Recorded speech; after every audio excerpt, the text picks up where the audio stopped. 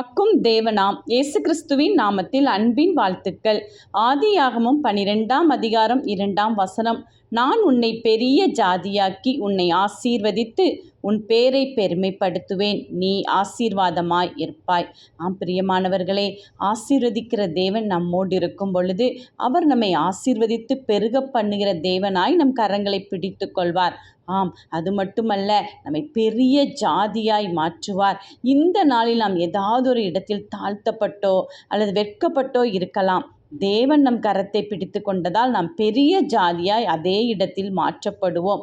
நம்மை ஆசீர்வதித்து நம்முடைய பேரை பெருமைப்படுத்துகிற தேவன் கூறுகிறார், நீ ஆசீர்வாதமாய் இருப்பாய் என்று. நீங்கள் பெரிய ஜாதியாக போகிறீர்கள். ஆசீர்வாதத்தை சுதந்திரித்து கொள்ளப் போகிறீர்கள். பெருமைப்படுத்தி தேவன் வழி நடத்துவார். ஆமேன்.